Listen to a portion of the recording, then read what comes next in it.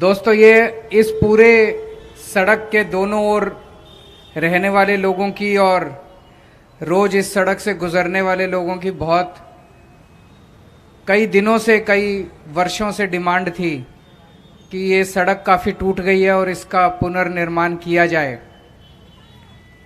2011 में ये पिछली बार बनी थी और अब 9 साल हो गए। अक्सर हर 5 साल के अंदर सड़क दोबारा बना दी जाती है और हम जानते हैं कि इस सड़क का कितना बुरा हाल है, जगह जगह से टूटी हुई है। चारों हमारे विधायक हैं, ये भी काफ़ी दिन से मशक्क़त कर रहे थे कि ये सड़क बननी चाहिए दोबारा। तो इस इलाके के रहने वाले लोगों को और इस सड़क को रोज़ इस्तेमाल करने वाले लोगों को मैं बधाई देता हूँ, दिल्ली के लोगों को बधाई देता हूँ कि अब ये काम शुरू हो जाएगा सड़क के बनने का। और जैसे मंत्री जी ने अभी बताया कि 6 महीने लगेंगे, कोशिश करेंगे कि 6 महीने से काफ़ी कम समय में इसको पूरा कर दें। जैसे दिल्ली के अंदर हर जगह जितने भी काम हमारी सरकार द्वारा कराए जाते हैं, हर काम टाइम से, जितना टाइम होता है उस काम करने का उससे कम टाइम में पूरा कर देते हैं और कम पैसे में पूरा कर देते हैं। तो मैं उम्मीद करता हूं कि ये भी कम टाइम में और कम पैसे में ये आपकी सड़क शानदार सड़क बनके तैयार हो जाएगी। दोस्तों, इस टाइम कोरोना बहुत फैला हुआ है। दिल्ली में सबसे कठिन परिस्थितियों के अंदर हम सब लोगों ने, दिल्ली के लोगों ने मिलके कोरोना का सामना किया है। आप लोगों की जानकारी के लिए बता दूं कि जब सबसे पहले कोरोना शुरू हुआ था मार्च के महीने में, तो हमारे देश में तो था नहीं कोरोना तो बाहर से आया था। तो जितनी बाहर से फ्लाइट आई थी उन दिनों में जिन देशों में सबसे ज्यादा कोरोना था, इटली में, फ्रांस में, इधर उधर लंदन में, वहां से इंडियंस को ले लेके, जो बीमार इंडियंस थे उनको, भारतीयों को ले लेके फ्लाइटें आई थी अपने देश में। वो सारी फ्लाइटें दिल्ली में उतरी थी और उन दिनों में कोई टेस्टिंग नहीं थी, कुछ नहीं थी, नया नया था कोरोना। लगभग 32,000 लोग बाहर से दिल्ली आए थे और वो दिल्ली में जगह जगह फैल गए थे। उसके बाद तो हम लोगों ने जीरो से शुरू नहीं किया, हम लोगों ने कई हजार केस दिल्ली में आए थे बाहर से। तो दिल्ली के अंदर कोरोना की परिस्थितियां हमेशा काफी कठिन रही हैं। फिर दिल्ली देश की राजधानी है, केवल बाहर से नहीं पूरे देश भर से भी लोग आते हैं।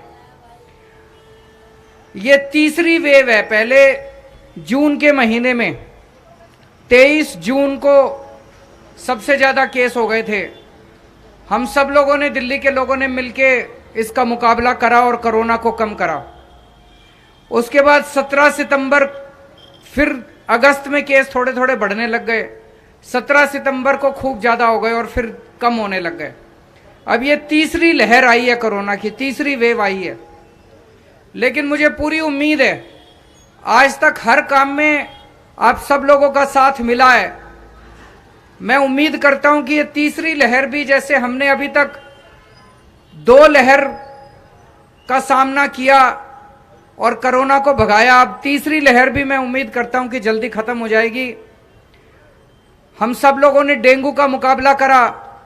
मेरे को याद है 2015 में जब हमारी सरकार बनी थी तो डेंगू के इतने केस थे, अस्पतालों के अंदर बेड नहीं मिल रहे थे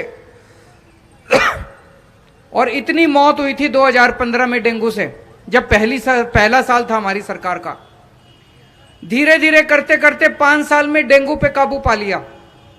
पिछले साल डेंगू से एक भी मौत नहीं हुई और इस साल भी डेंगू से एक भी मौत नहीं हुई। हम सब लोगों ने मिलके डेंगू के खिलाफ आंदोलन छेड़ा, पूरी दिल्ली के लोगों ने मिलके। अब ये कोरोना से भी काबू पाना है। लेकिन कोरोना से काबू कैसे पाएंगे? जब तक दवाई नहीं आती तब तक ये जो मास्क है ये अपनी दवाई है। ये आपका सबसे बड़ा बचाव है, मास्क। मैं देखता हूं सड़क पे चलते हुए भी देखता हूं, अभी मैं देख रहा हूं कई सारे भाई बहन मास्क पहन तो सबने रखा है, लेकिन सबने, किसी ने नाक के नीचे कर रखा है, किसी ने गर्दन पे कर रखा है। मैं समझ सकता हूं कि बड़ी तकलीफ होती है, सांस लेने में दिक्कत होती है।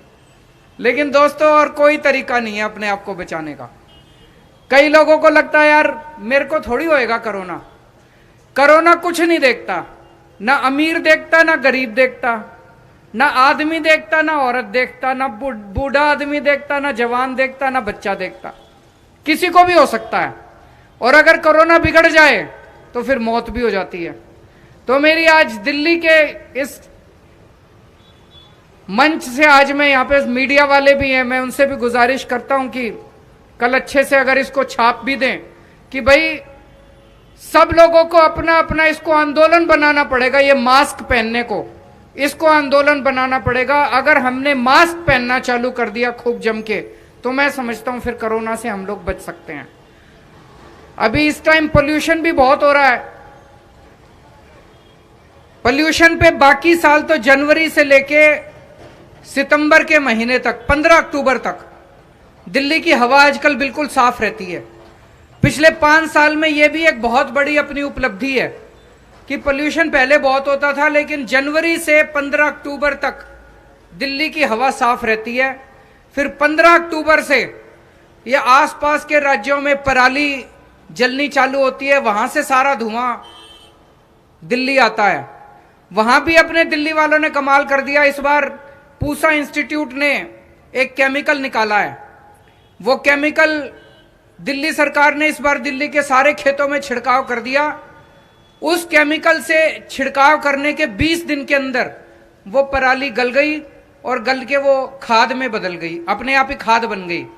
तो पहले जिस पराली को किसान जलाया करते थे और उससे वो मिट्टी भी खराब हो जाया करती थी जलाने से, अब वो पराली जो है वो एक तरह से हमारा लाइबिलिटी की बजाय एक तरह से हमारा साधन बन गया, उससे खाद बन गई। अब ये दूसरे राज्यों की जो सरकारें हैं, हरियाणा की सरकार, पंजाब की सरकार, उत्तर प्रदेश की सरकार, अब इनके पास बहाना नहीं है। अब इनको जैसे दिल्ली की सरकार ने अपने किसानों की मदद करी है, पंजाब की सरकार को भी अपने किसानों की मदद करनी चाहिए, हरियाणा की सरकार को भी अपने किसानों की मदद करनी चाहिए। केमिकल चाहिए तो हम देंगे केमिकल उन सरकारों को, पूसा इंस्टीट्यूट वाले देंगे केमिकल उन सरकारों को। बहुत ही सस्ता केमिकल है। अगर ये सरकारें अब सारे जने मिलके काम करें तो मैं समझता हूं ये आखिरी साल होना चाहिए जब ये पराली का धुआं आ रहा है। अगले साल से पराली का धुआं आने का कोई मतलब नहीं है। अब दिल्ली के लोगों ने सबको सिखा दिया कि पराली को बिना जलाए कैसे खाद में कन्वर्ट करना है। तो कई सारे बड़े बड़े काम हो रहे हैं। आज आप सब लोग यहाँ पे आए, आप सब लोगों को फिर से, दिल्ली के लोगों को ये सड़क बनने की बहुत बहुत बधाई, शुक्रिया।